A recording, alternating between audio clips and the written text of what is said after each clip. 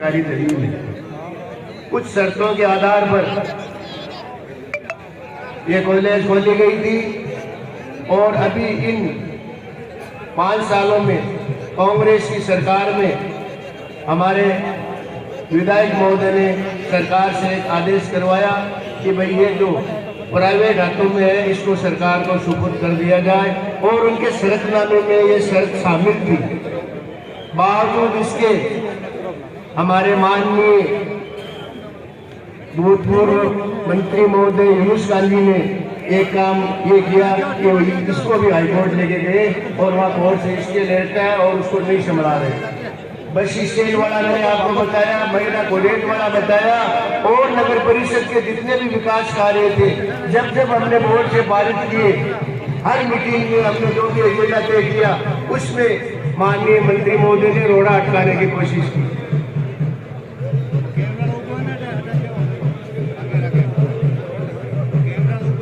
ये मंत्री महोदय हमारे समाज को बिलोंग करते हैं। समाज की कई बातों में उन्होंने हमारे समाज की एक संस्था हुआ करती थी उसको भी तोड़ दिया। जो शख्स अपनी कौम का नहीं भला कर सका, कौम का नहीं हो सका, वो डीडवाना की जनता का क्या विकास करेगा, क्या भला करेगा। हमारी कायम खानी कौम की पुरानी संस्था थी 1978 की। इसने अपने राजनीतिक स्वार्थ की पूर्ति के लिए उस संस्था को तोड़ दिया और वो भी हाईकोर्ट के इर्द गिर्द घूम रही है।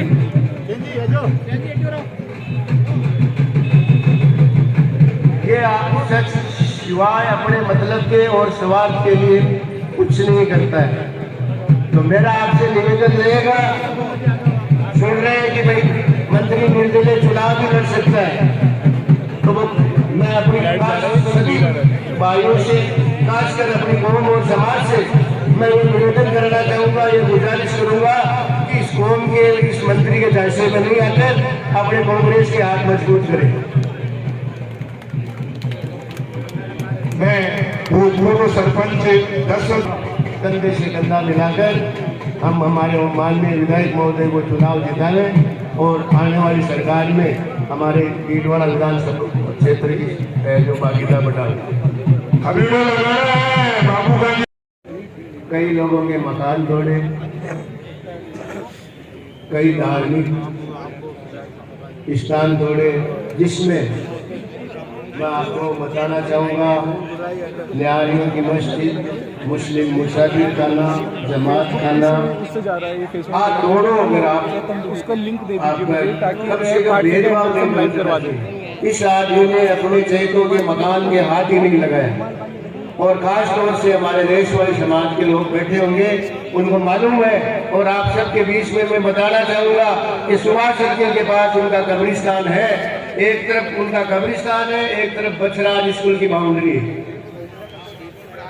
उन सबको मालूम है कि बछराज स्कूल की बाउंड्री के उसने हाथ नहीं लगाया और देश वाले समाज का कब्रिस्तान करीबन 15 फुट जो अंदर घुस के दीवार तोड़ दी।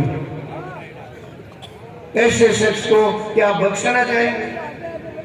ऐसे शख्स को अगर वो फिर निर्दलीय चुनाव लड़ने की तैयारी करता है या मन करता है तो मैं खास तौर से मुस्लिम समाज से ये गुजारिश करना चाहूँगा कि उसके कौम के दायरे में नहीं आते हुए कांग्रेस पार्टी को जो ज़्यादा से ज़्यादा मजबूत वोटों से देना है। वो नारा देगा कि मैं आपका कौम का हूँ, आपका भाई हूँ, आपका मजहब का हूँ, आपका धर्म का हूँ। तो मेरा आपसे यही निवेदन रहेगा कि इस ढांचे में अपने को नहीं आना है और कांग्रेस को मजबूत करना है।